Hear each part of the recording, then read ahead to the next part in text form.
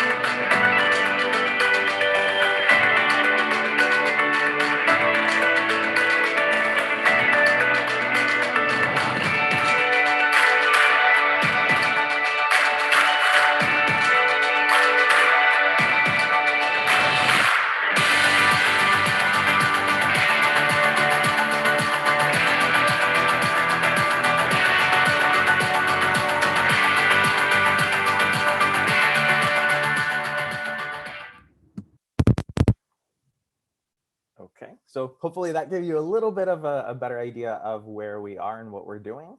So what you see here on the screen is a list of the undergraduate programs that we offer. For the most part, these are all four-year BFA programs, Bachelor of Fine Art programs. The biggest exceptions to these are the Writing and Literature program and the History of Art and Visual Culture, which are four-year Bachelor of Art programs. And the biggest exception, which is our NAB accredited 5-year Bachelor of Architecture program. This fall, we are starting a new game art major. And actually next fall of 2022, we are anticipating offering a BFA in comics as well. So we'll have a couple new programs beginning. What you see on the right hand of the screen are the undergraduate minors that we offer. And these are essentially opportunities for you to complement your major course of study. So for example, an animation or an illustration student might take writing and literature as a minor to help them build those storytelling skills, or perhaps an interaction designer or a graphic designer will take something like computational practices to play a little bit more deeply with coding. It's not required to pursue a minor, but again, these are the options that are available to you. One thing that makes us a little bit different from some other art and design schools in the US is our STEM designated degrees. So some of you are probably already familiar with this. STEM stands for science, technology, engineering, and mathematics. And there's a big push, especially here in the US, for students to pursue programs that fall into those categories. The benefit of an international student completing a STEM program is the opportunity to apply for an extension of your OPT upon graduation. So usually a student not from the US can stay in the country for 1 year to look for internships or job opportunities. But that STEM designation on your degree could allow you to stay for up to 3 years. On the undergraduate side, animation, interaction design, and that 5-year Bachelor of Architecture carry that designation. So if you're interested in one of those 3 areas, we could be a good option for you. Regardless of which major you choose to pursue or which major you think you want to pursue, we do have a first-year core foundation program. So all students, regardless of major, are taking drawing, 2D design, 3D design, and 4D design in their first year. There's also, as you see on the screen, a handful of humanities and science courses that you are required to take in your first year. The first year also contains 2 open studio electives. So this is an opportunity for you to start taking courses in the major you're interested in, say animation. It could give you the opportunity to play around with 2 programs you're trying to decide between, say animation and graphic design. Or it could just give you the chance to play around with something you haven't done before, say maybe glass or textiles or industrial design. You're not really locked into a major until your second year. So that first year, we want you to be interdisciplinary, exploratory, just really kind of have fun with it and see what it is you might want to do. So we are a pretty small college. You can see some statistics here on the screen. We have about 1,450 undergraduate students, about 400 or so graduate students. So altogether, we're under 2,000 students. But we do have very intimate class sizes. So 8:1 is the ratio of students to instructors. Generally, your studio classes don't have more than 15 students to a teacher. In some cases, that could be even smaller, maybe 10 to 12. And a majority of our faculty are all current practicing professionals. Because of our area, it's really easy to tap into a lot of different fields, a lot of different careers. So for example, you might have an animation teacher who works at Pixar or a graphic design teacher who works at Google. You have really great opportunity to connect very closely with these professionals. We've been ranked the #1 best value art school in the US by an independent company called PayScale. Which is a statistic we're very proud of, as you can imagine. And we've been ranked one of the top 10 most diverse campuses in the United States. So even though we do have a small size, as you can see again, 1,450 undergraduate students, about 42% of our student body is coming from about 50 countries around the world. So definitely a very diverse place. One of our biggest pieces of news is we're in the process of unifying our campuses. So currently, the San Francisco campus is what you see on the bottom left-hand image there. Those gray and orange buildings are going to be the new studios and shops and classroom spaces. San Francisco currently houses the design and architecture programs as well as the first-year core program. The Oakland campus, which is right across the bay here, is where a majority of the fine art programs are housed. But within the next couple of years, we're going to be one unified campus, essentially occupying that city block, which will make it a lot easier to take electives in other majors or to utilize studio spaces in other programs because everything will be contained there. We just opened a new residence hall, actually last fall. It has over 500 beds. It's literally right across the street from the San Francisco campus. There's a dining hall on the first floor. It's actually right next to Adobe's headquarters. So I'm going to talk a little bit more about companies later on, but just so you get a feel again for sort of what your access is to different things. We do require housing for all of our first and second year students. So you must live on campus for your first 2 years, but we do have housing options for students who are in their junior, senior year, in their third or fourth year, as well as for our graduate student population. After the second year, it is not required that you live on campus, but again, we do have those options if you need them. Because, well, actually, before I jump into that, we do have a very active student affairs and student life department. So they host a variety of activities throughout the year, everything from mini makers fairs to food truck rallies, pancake socials, opportunities to really get connected with your classmates and with the Bay Area sort of as a whole. But because we have such a large international student population, we have an office specifically for those students. It's called the International Student Affairs and Programs Office. We call them ISEAP for short. They help with everything from a little bit of counseling and academic coaching to peer support, connecting you with current international students. They have really great ambassadors in that department. They host various events throughout the year. But one of the most important things they do is help with the visa process. So if you are admitted to CCA and you need to secure a visa, they go through that whole I-20 process. They issue you the I-20. They can give you advice about the appointment. All of those processes, they're really sort of elbows deep into. So you don't have to figure any of that out on your own. It also helps throughout the time that you're in school. If you're going to go on vacation or you're unsure if your visa status will be affected if your passport expires, they help you navigate those processes so you don't have to worry about falling out of status.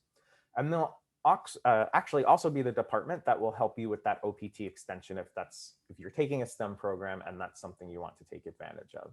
So we have these support structures available to you so that you don't have to figure everything out on your own.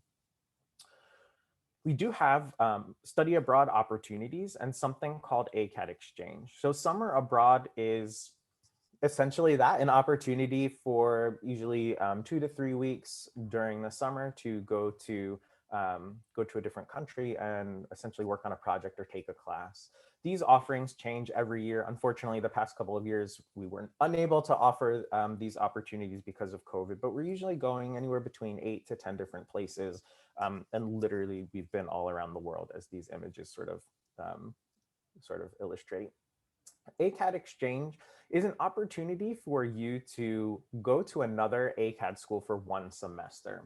ACAD stands for the Association of Independent Colleges of Art and Design. So it's mostly your private nonprofit art schools here in the US and a few in Canada. We're all technically competitors of one another, but we have comparable approaches to education, comparable types of mission statements, those kinds of things. So RISD, SVA, Pratt, SAIC, MICA, CCS, these are some of the schools that are part of this organization. So as a CCA student, if there's an instructor in Chicago at the School of the Art Institute of Chicago that you really want to study under, you can work with advising here at CCA and Student Records to do this ACAD exchange. So for 1 semester, you would go over to Chicago and study. So again, not a requirement by any means, but an opportunity to take classes at a different school for a semester. So I don't know if any of you have had the opportunity to come to San Francisco or the Bay Area before, but it really is an awesome, amazing place. We've been ranked one of the best cities for creative talent in the world, which is certainly a great thing to have while you are pursuing a creative career or a creative degree. We have a lot of options for cultural experiences, museums, galleries, open studios. There's a lot of murals. There's a lot of street art. It's really easy to find some really, really good food. There's a lot of different Filipino restaurants in the Bay Area. So if you are hankering for some home cooking and you can't find it in the dining hall, it's generally not hard to find. We have access to so much. There's parks throughout the city. We're right on the coast, so you can go to the beach. Some students will go surfing or paddleboarding. I will admit that the water here is much colder than it is in the Philippines. So if you are going to go surfing, you might need a wetsuit or something of that nature, but you have access to the beach. There are music venues. We're really close to national parks. Muir Woods with the redwood trees is pretty famous. That's just a little bit farther north over the Bay Bridge. So there's really always something to do. So not only do we have a great education covered for you, but on the weekend, on your free time, whatever the case might be, it's not like you'd be sitting in your dorm room trying to figure out what to do. There's a lot of access to a lot of different things. And again, one of those things that is associated with that is our connections to various companies. So I was talking about faculty before and how the majority of them are practicing professionals. So just in your classroom, you have a really great opportunity to connect with people. But this also allows for industry partnerships. So the opportunity for our students to connect with various organizations and companies just in the classroom setting. So we're not even talking about internships yet. For example, there were students from various majors that connected with the Children's Creativity Museum to work on a mural inside the museum. And the idea here was essentially, as you can see, to create something that was playful, fanciful, sort of to get children excited. Kind of along that vein was our students working on this Enchanted Forest theme reading and writing center. So there's a group here in San Francisco called 826 Valencia, and essentially they are helping young students with their reading and writing skills. So they acquired a new space and asked us to help them come up with that same kind of idea, a playful, sort of imaginative, welcoming space for these students to get excited about. So after they're in school all day, they would get excited to come to this reading center and practice and continue learning. So this, what you see here are images of these floor to ceiling tree sculptures that our students created and installed. But again, a really good opportunity to play around with that. And another project that we've worked on is with conservationists. So there is a an island here in the Bay Area where this species of bird, I think it's called a rhinoceros auklet, but can see him here on the side. They build their nests. So they're nesting on this island, but over the past couple decades, it's also become a pretty popular island for sea lions to essentially hang out on and sleep. So as you can imagine, the sea lion is sleeping on a nest. It doesn't work out so well for eggs. So the population of these birds had been declining pretty drastically. And what our students did was essentially design, fabricate, and then go to the island and install these bird bunkers, which you can see here. So the idea was for the birds to start building their nests in the bunkers. The sea lions could roll around and do whatever it is they wanted to do, but the eggs would be protected. And this project actually worked out very well. So we not only helped the bird population bounce back, but we're replicating this project in the Channel Islands in Southern California and in talks to do something similar over in Hawaii. So again, just various opportunities for our students to do some really cool things. And we really are hoping to help you do whatever's going to come next for you, right? Life or launch your life's work. Get ready for grad school, get ready for a job, whatever it is you want to do next. We want to help maneuver you into that position. What you see here is just the very, very tip of the iceberg when it comes to things that our alumni are doing. There are tons of careers out there, a lot of really great opportunities, and these are just some of those things. So some of these job titles will be obvious, right? We have graphic design, we have illustration, we have industrial design, we have those as majors. So it makes sense that alumni have gone on to do those kinds of things. But we also have alum that have gone on to be curators of museums or of galleries, that have started to work in visual effects or who have become art teachers. We've even had CEOs go on to become, we've even had alumni go on to become CEOs of creative companies or their own companies, actually. So it really is a very sort of diverse kind of degree that you receive at an art school because of the skill sets that you're learning, because of the flexibility and the creativity that you're sharpening while at an art school. Our students are participating in over 600 internship opportunities every year. So again, similarly, there are not 600 logos up here, but really great opportunities. Some majors, especially in the design and architecture areas, will require an internship, and therefore there's a faculty internship advisor to help you navigate that process.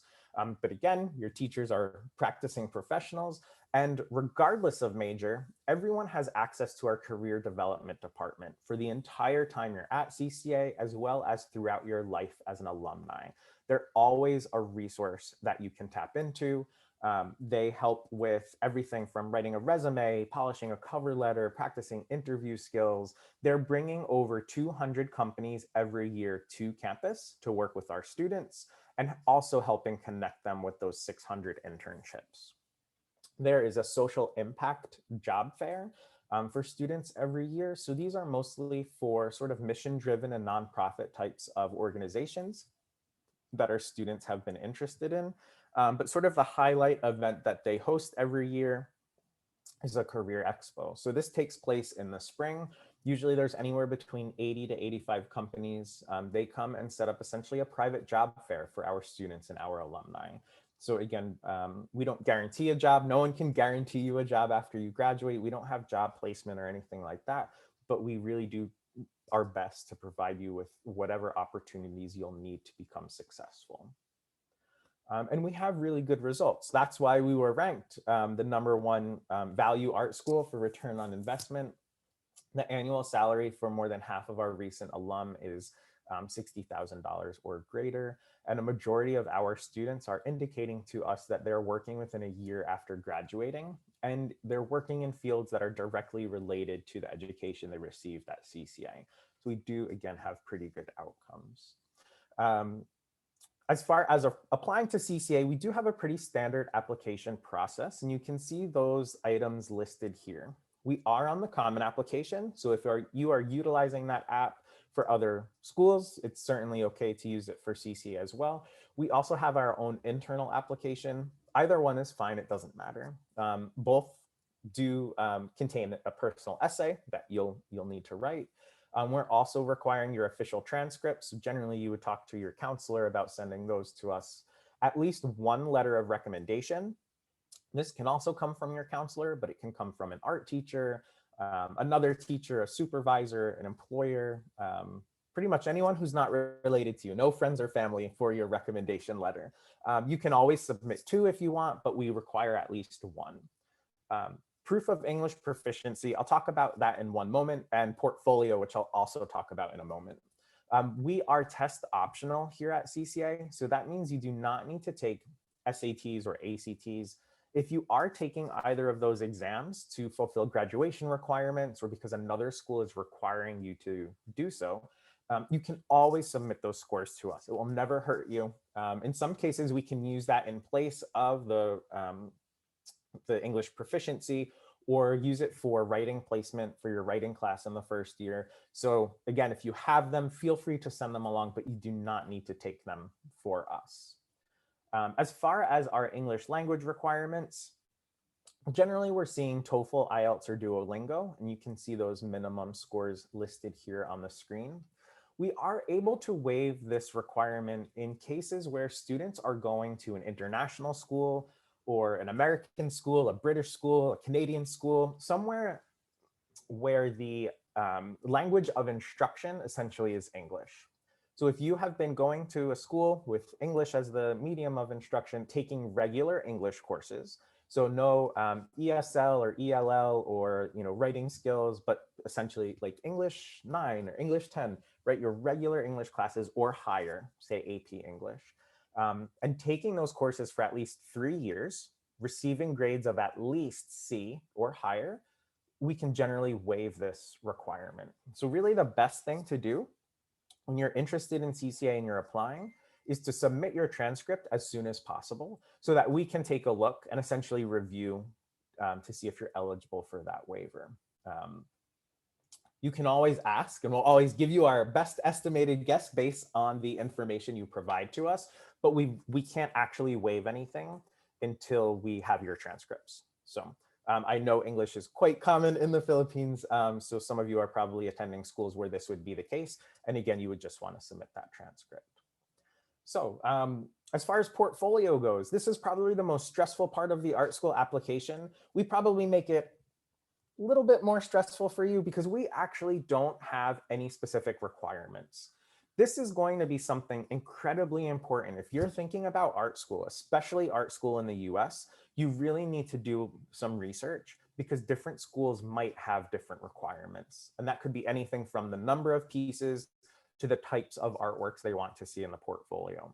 CCA has actually been partnering with several other art schools, the School of the Art Institute of Chicago, Maryland Institute College of Art, and the College for Creative Studies. The 4 of us have been doing a lot of work over the past year presenting on things like portfolio development. So if you're interested in that, I can share more information, or information will be on the website to talk about those upcoming presentations throughout the summer.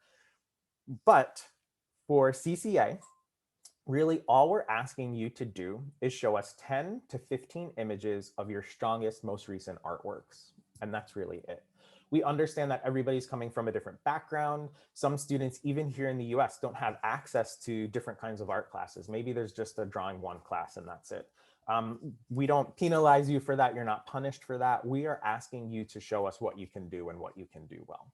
If you, using animation as an example again, if you always wanted to be an animator, but you've never animated anything before, that's completely fine. You can show us your drawings. If you've done storyboarding, if you've done character development, it really is wide open. So sort of flip that on its side and use that as an opportunity for you to show us the things you want us to see. Always think about bringing your personal voice into your works, right? Show us things that are important to you, how you're interpreting the world around you. Still life and drawing is always a great place to start, but don't be afraid to bring in your personal story as well. It's great to see experimentation. You can show us process work or sketchbook pieces, things that are in progress. It doesn't all need to be completed, finished pieces. The documentation of your artwork is extremely important. So you're submitting your artwork via a website called SlideRoom. like everything else, you create an account, you're going to be taking photos of your work if they're not already digital and uploading them that way. Slide Room will ask for basic information, the title, the size, the medium you've used, but there's always an optional field for you to put other information. I always encourage students to utilize that field to write a little bit about their work. 1 or 2 sentences about what your idea was, or what worked successfully, or maybe what didn't work successfully, what message you were trying to convey, those kinds of things. In an art school, critique culture is immensely important. So the ability for you to speak about your work or to speak about other people's work is going to be paramount to this whole experience. So when you're talking about your work a little bit in Slide Room, it shows that you're getting ready for that type of a culture. We do have a portfolio tip guidebook that's available on our website. If you signed up for the session, you should also be getting that in the follow-up information that we're sending you. But if you're interested, there on the bottom right-hand corner, cca.edu/get started, will bring you to the page on the website where you'll be able to download this. If I was there in person, I'd have hard copies to give you, but the PDF will work just as well. It's not a magic formula. It's not going to, be foolproof, do this and you'll get into art school. It's really there again to give you tips and some ideas and some counsel. There's a lot of great opportunities to connect for portfolio reviews as well, and we can talk about that at the end of the presentation. In regards to financial support, unfortunately, we do not offer traditional financial aid to international students. However, you are eligible for merit-based scholarship. As you can see, a lot of students, about 3/4 of our students are receiving scholarship. And essentially all you need to do to be considered for scholarship is to apply. We are on what is called a rolling admission. So you can apply at any point in time in your last year of high school. But to be considered for scholarship, you need to apply by February 1st. We're essentially looking at your grades and the strength of your portfolio to determine your merit scholarship. If you're admitted to CCA and the recipient of a merit scholarship, that information will come in your admit letter. International students are also able to work on campus. Pretty much all departments are utilizing student workers to some extent. So in admissions, we have student ambassadors who are working with prospective students, maybe doing campus tours or helping with open houses, those kinds of things. ISEAP, who we talked about earlier, has student ambassadors. You can work in the library, gallery manager, shop manager, studio manager, various opportunities available for you to be able to work on campus. So scholarship and institutional work study. In regards to scholarship, international students are generally eligible for anywhere between $10,000 to $22,000 a year in merit aid.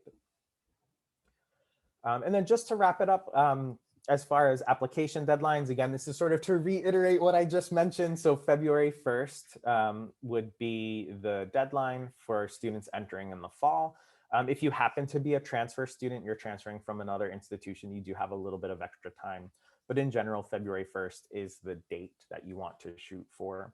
And this timeline sort of gives you an overall idea of how things happen at CCA in the admissions world. So throughout the fall are a lot of events, opportunities to connect, do presentations like this, do portfolio reviews. There's an organization here called the National Portfolio Day Association.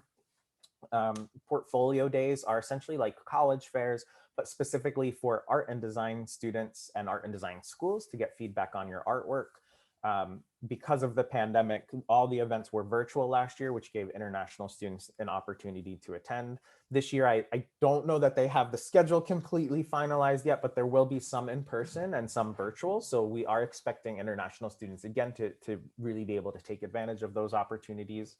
Slide Room, again, which is the platform you're submitting your portfolio, also allows for an ACAD Slide Room portfolio review. So you can upload up to 5 images of your artwork, select which of those ACAD schools you want feedback from, and essentially get a review email to you. But you can also directly connect with us, and contact information will be on the screen in a moment if you're interested in a review as well. We do have an early action deadline, a non-binding early action deadline of November 15th. Essentially, if you're applying by that date, you would get your admissions decision prior to us going on our winter break in December. You would still be considered for scholarship. It's just really you're applying earlier, getting your information earlier. But again, the more important deadline is that February 1st deadline.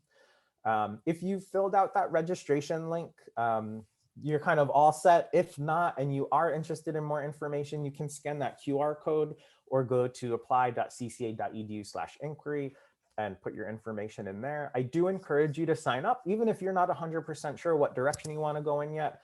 We won't blast you with emails all the time, but we will send you applicable information. If you indicate which program you're interested in, sometimes we're able to send more program-specific information to you. But as you're gathering information, attending presentations, thinking about what schools you might want to go to, it could definitely benefit you to kind of sign up just so you can start gathering that information. And then again, we're here to help. So internationaladmissions@cca.edu is the best email to connect us or to connect with us. I'm in that email as well as a couple of my colleagues. So every day there's always somebody there checking those messages. You can always call us, but I feel like that gets a little bit tricky depending upon the time zone. If you do call and it's after hours or nobody picks up, please do leave a message so that we can reach back out to you. You can always make an appointment to connect with us on Skype, on Zoom, or make a phone appointment. Even those options are available on the website. And then we're also on Facebook, Twitter, and Instagram, I guess, like everybody else.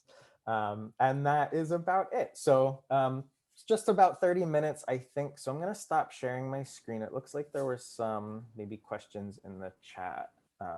Yes, thank you so much, Mike. Before we proceed to the Q&A, I'm going to stop recording and